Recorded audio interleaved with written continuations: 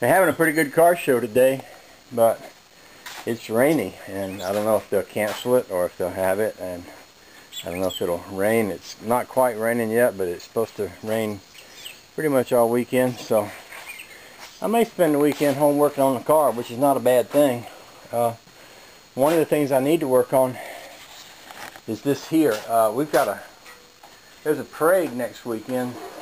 Our church wanted someone, well, they was trying to figure out how to make a float to advertise for their vacation Bible school, and I said, well, why don't you just hang a sign on the side of the hot rod and I'll drive the hot rod in the parade. They thought that was a lovely idea, so I'm going to be driving this thing in the parade next weekend. And one of the things I'm concerned about is that I don't have a fan shroud, and a lot of you might not know what I'm talking about, but you know, when cars had fans, nowadays all these cars have these little plastic electric fans, but back in the day they'd build a shroud around this fan to make it pull the air through the radiator. Otherwise, when these fan blades turn, it just tends to throw the air out to the sides. Putting the fan shroud on there makes it direct the air through the radiator. I've got here a 55 Plymouth fan shroud on this old radiator, and I measured it. It looks like it fits just about perfect, and it looked like it would be fairly easy to mount this. It mounts on the side with these brackets. It looks like it'd be fairly easy to adapt that to fit mine. So that's what I'm going to work on this morning, see if I can get that fan shroud off and get it onto here.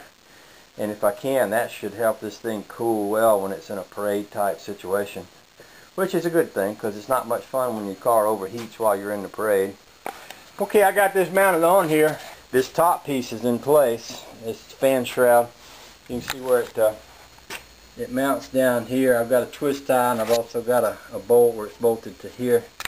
And then up here on top I've fabricated, I had an old muffler shield with a warning sign on it. It says, you know, don't touch, might be hot, and I thought, well, it could be more appropriate than that, so I fitted that to right there.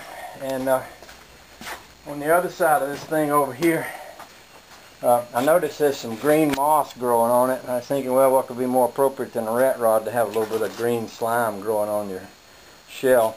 I'm going to make a piece that goes underneath there.